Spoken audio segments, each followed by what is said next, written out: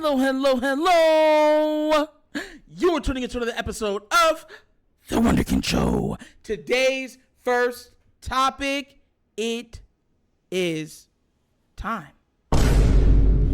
Look, it hurts me to make this video like this, but it needs to be talked about. It has to be addressed.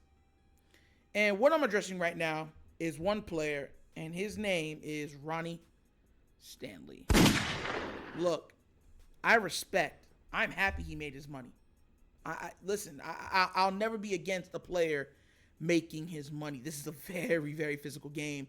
A lot of these guys, after they're done playing, they need hip replacements, back shots, super pause, leg, the amount of knee replacements, like all the different body, like some of them have CTE, like it's a very, very difficult profession to be in, but they're in it. So make no mistake about it, I'm not mad that Ronnie Stanley got paid. What I am a little discouraged about is that the Ravens, as long as he's on the team, will not go out there and put out the proper capital to get another left tackle. So for me, I'm going to be real with y'all. And I know a lot of people's going to come at me and be like, no, Nitro, no, you're wrong. Look, if he can't play 75% of the games this season, I think the Ravens have to move on. I truly, truly do. And it's already looking like he's not going to be able to play 75% of the games. It's already looking like that. You know what I mean? It's already saying that he's doubtful for next game. So what, he would have been out. This is going to be our fourth game, 3 games out of 4 games. Or, yeah, it's like, bro, listen, talented, extremely talented guy. It seems to be a very nice guy. And once again, I'm super happy. I'm not one of those fans like, oh, we paid him for nothing. No, I'm glad he got his money. Like, I'm glad. Like I said before, these guys put their bodies on the line. The injury that he had got was so bad that they thought he wouldn't walk properly.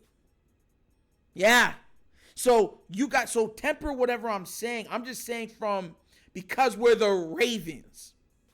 As long as he is on this team, they are not going to invest into another left tackle. They're not going to invest the draft capital, nothing, to acquire another left tackle. Now, I think that they should.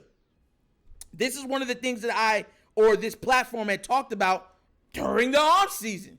A lot of people's like, why? Because y'all heard me talk about it. That's why. Y'all heard me bring it up day after day after day. And a lot of people said, Nitro, Ronnie's going to be fine. Does he look fine? Think about this. He's missed training camp. He missed parts of OTAs. Now he's missing games. And remember, what was told to us was they're keeping him. They're playing with them easily, so that he'll be ready for the regular season. He didn't even look good when he was out there.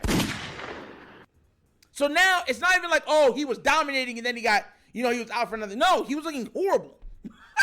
He looked horrible that game. So then it's like one of those things where you're looking at it and you're saying, okay, he looked horrible and he's often injured. Has he peaked?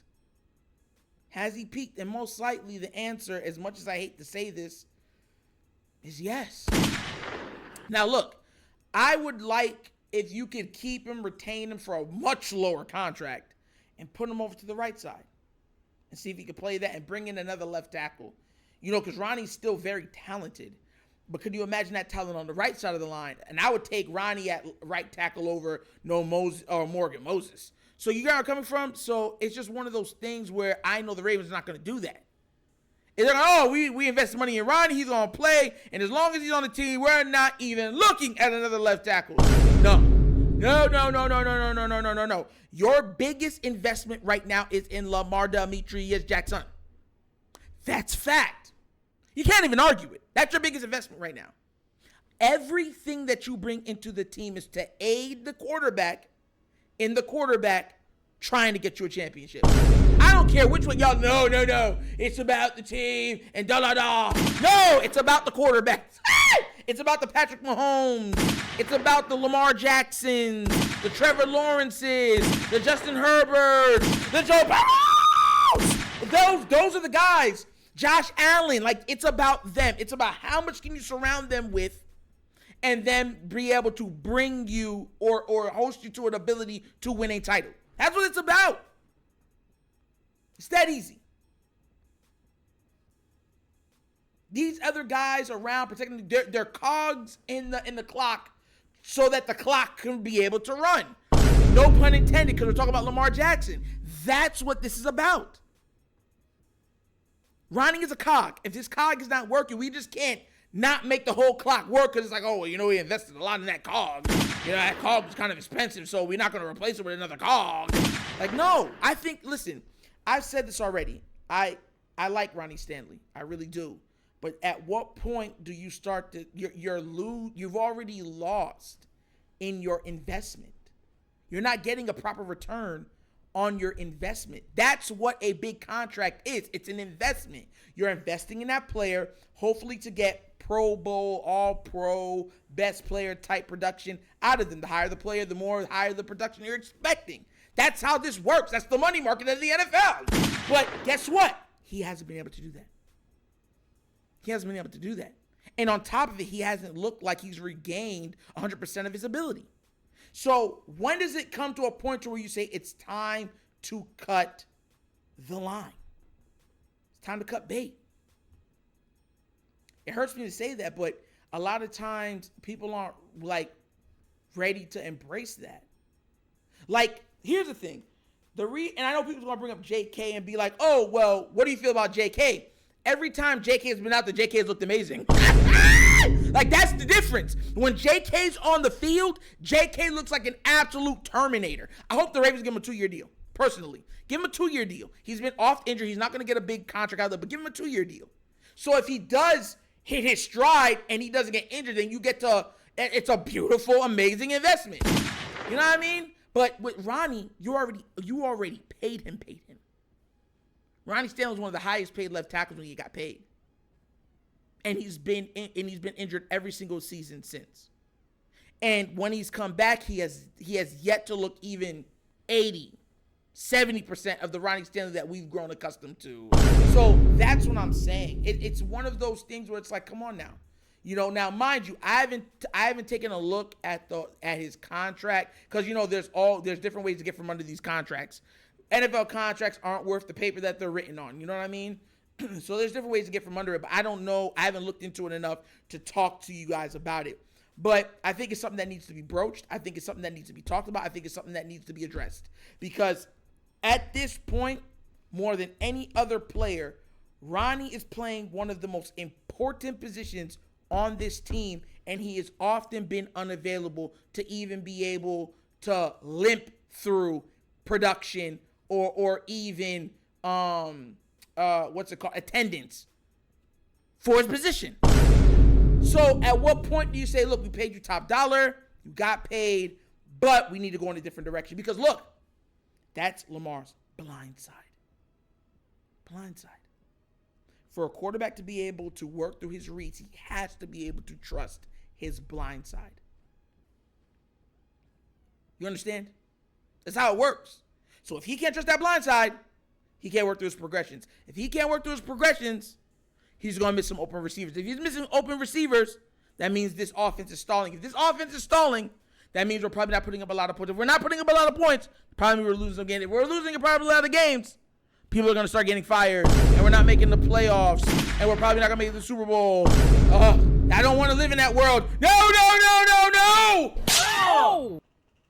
And I think people need to wake up and listen to that. Like, real talk. When is enough enough? Now, once again, this is the caveat. I'm not against Ronnie Stanley getting his money. I'm totally for Ronnie Stanley getting his money. I'm happy he got paid. It takes a lot to play the game that they play and put their bodies on the line. So I'm happy he got paid. But at this point, because we are the Baltimore Ravens, they are not going to invest into another left tackle as long as he's on the team because of the financial burden and because we're the Ravens. They do not believe in just acquiring talent. They believe on getting a couple good talented players and getting a whole bunch of cog-filling pieces to fill up the team and then hoping on a prayer, living on a prayer, that they all stay healthy and that they can make a run. That's the Raven way. If you ever heard the Patriot way, no, what I just said is the Raven way. So what do you guys think? Do you guys think that this is a subject that needs to be starting to be talked about in the front office, that Ronnie Stanley might have to be Ronnie Stanley's last season if he cannot participate in at least 75% of the games? And make it worse, what if he's not available for the playoffs? What do you do then? Because that'll be after the trade deadline. Let me know what y'all think down in the comment section, please, because this is a very important topic, because it's not something that a lot of people are talking about. What you hear them talking about is, oh, Odell is stealing money. Bateman isn't great. JK, we need him off the team. Start Keaton. When all in actuality, the most important position right now, outside of what? Lamar, is the left tackle on the offense. And he has been absent. Man has more absences than Ferris Bueller. Like, yo. But what do you guys think? Let me know in the comment section what y'all guys think about it. And tell me if Ronnie Stanley should be the long term or should this be the last season that he's a Raven. Let me know down in the comment section, please. All right? And that's an episode of The Wonder Again Show. Thank you for watching. And how we get down. We have fun and we laugh. But everything we talk about rooted in what? Facts and truth. Please do remember, like, subscribe, hit the notification bell, leave a comment. You know I love the comments. And if you have not done so already, check out the Wunderkind Show's Patreon. Yes, 3 tiers of absolute content goodness waiting for your consumption. So give it a look. Let me know what you think, all right? And at the bottom of the screen right here is a QR code, and it's to a Cash App. If you want to help with more equipment, matter of fact, I'm going to show you guys, because I always, the donations bought this. Now, if you see what this is a my book. This is a box. This is almost a $200 box that we can save the information. So that's where the donations help with equipment. That's what it literally helps with. So the last haul of donations, that's what we got with it. A brand new box. I call it a box, but it's an external hard drive. So that's how you do it. If you want to do it, look in the description of every video that we do, and it's called $, The Wunderkind Show. Easiest for the Cash App, and that's how we do it, all right? But once again, this is The Wunderkind Show. This show's not just signing off, and as always, you know my slogan. Peace. And I am out of here. Yerp.